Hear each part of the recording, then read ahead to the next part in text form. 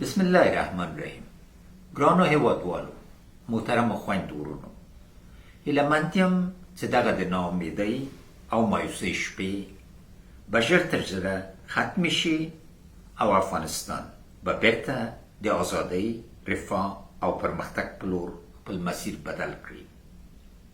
زما ټول تمرکز او ژمنه هیوادوالو سره د یو سوله ییز ژوند چې د هغه په چوکاټ کې د وینې تویدل ختم شي او ګران افغانستان ثبات، امنیت او پرمختګ ته ورسیږي و او ده. دا مې لا هم اساسي هدف دی. د تیرو څو ورځو پیښې په ډیر سرعت سره رامنځته شوې. مخکې له دې چې زه له هیواد څخه ووځم، ما په دې کار کوو چې طالبانو سره د همه شموله او نماینده حکومت د جوړېدو په سر مذاکرات وکړو، تر څو د قدرت سوله ییز انتقال ته زمینه مساعده او کابل خوندي وساتل شي او د وینې تویدو مخنیوی وشي. ګرانو وطنوالو، زه په اماراتو کې یم. غواړم د وروستیو تحولاتو په اړه لنډ مسایل درسره شریک کړم.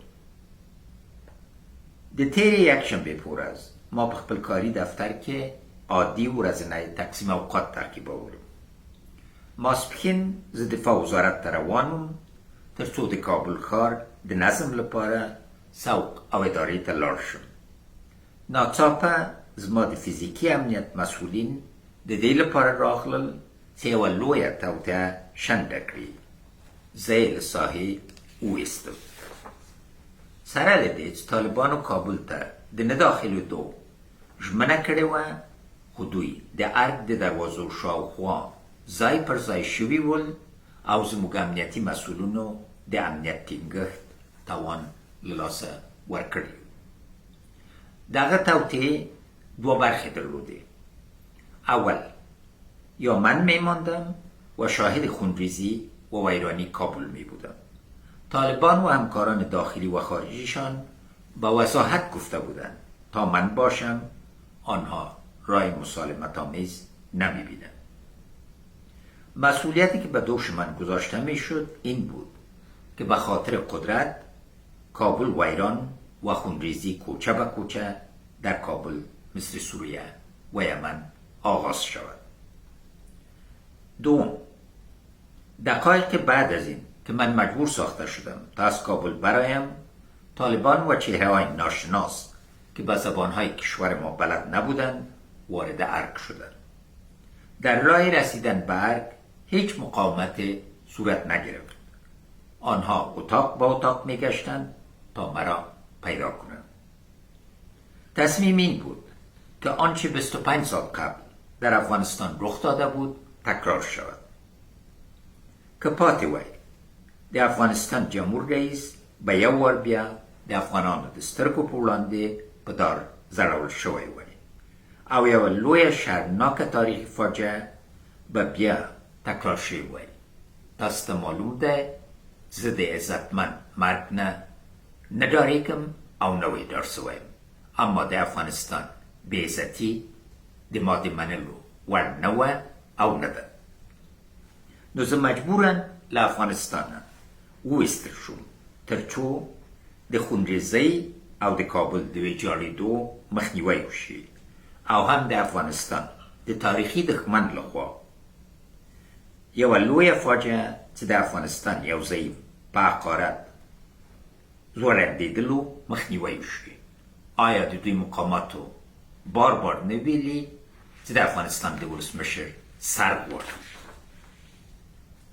دا خبرې ډېر جزئیات لري او تفصیل به ډېر ژر تاسې ټولو سره شریک کړم. هغو خلکو ته چې قضاوت یې کړی چې ګڼې ما افغانستان خرڅ کړی او تښتېدلی یم، دوی ته مې پیام دا دی: تر هغو مو چې د فاجعې د عمق په هکله مستند معلومات نه وي اورېدلي، قضاوت مو پرېږدئ. ملا عمر له کابل ووت او قندار نه ووت، امیر عبدالرحمن خان هم ووت او نور مشران لکه امیر شیرعلی خان، دوست محمد خان او نور مشران د موږ وتلي وو او دوم مرحله ته بیا راغلل خپل د وطن خدمت وکړ. هر کسی که برایتان گفت رئیس جمهورتان شما را فروخت و برای منفعت مالی و حفظ جان خویش فرار کرد باور نکنید. من به گونه از افغانستان خارج ساخته شدم که حتی فرصت نیافتم تا چپلی هایم را از پاهایم بیرون کرده و بوتهایم را بپوشم. بزرگترین سرمایه زندگیم که کتاب ها و صدها کتابچه یادداشت و لپتاپ شخصیم بود که تمام دار و ندار معنوی زندگیم را تشکیل میداد، نتوانستم با خود بگیرم. تمام اینها که جز اسرار دولتی و محرم هستند متاسفانه به دست دیگران افتادند. من هیچ گونه بحث را برای ترک کردن افغانستان با قدرت‌های بین‌المللی مقیم افغانستان نداشتم و این حادثه دفعتاً و تحت فشار همکاران امنیتی ما بود. من با یک پیراهن و تنبان، یک واسکت و یک جوره چپلی مجبور به ترک وطن شدم. جزئیات را بعدا انشالله هم بایتان شریک میکنم.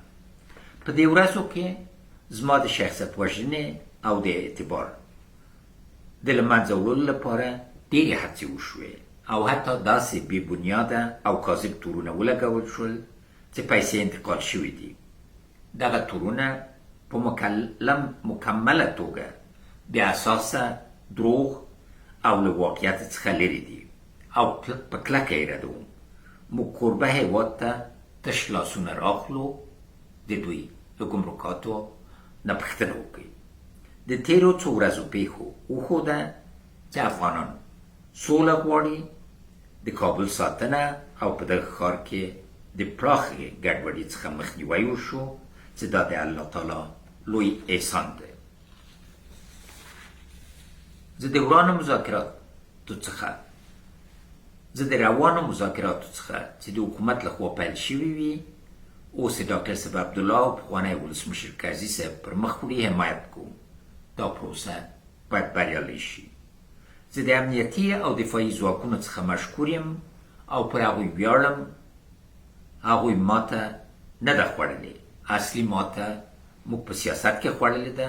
په کوم سیاست کې؟ هم د طالبانو د رهبري سیاسي ناکامي وه، هم د حکومت د رهبري سیاسي ناکامي وه او هم زموږ د نړیوالو همکارانو سیاسي ناکامي وه. دا ناکامي د سولې پروسه وه چې د جنگ په بهیر بدل شو او سره له دې چې بار بارم د ټرمپ په ادارې کې دا پیشګویي کړې وه چې باید سوله د افغانانو د تجربې او بین‌المللي معیارونو په اساس وسي. هغه ونه شوه. زه یو ځل بیا د خپلو ټولو امنیتي ځواکونو د سرښندنو څخه مننه کوم. په دوی ویاړم او افتخار پرې کوم. در آخر برایتان یک پیام مهم دارم. من قصد فرار و جلاوطنی ندارم. فعلا در امارات هستم تا از خونریزی و فاجعه جلوگیری شده باشد. همین حالا در مشوره هستم تا به افغانستان برگردم و به تلاش‌هایم برای تأمین عدالت، حاکمیت افغان‌ها بر کشورمان و اعاده ارزش‌ها و دستاوردهای واقعی اسلامی و ملی مردم افغانستان با هم مبارزه کنیم. تشکر از همه کسانی که پیام‌های دلجویی و احوالپرسی را از داخل و خارج از وطن برایم فرستادند. زنده باد افغانستان، تل دی افغانستان، yaşasın Afganistan.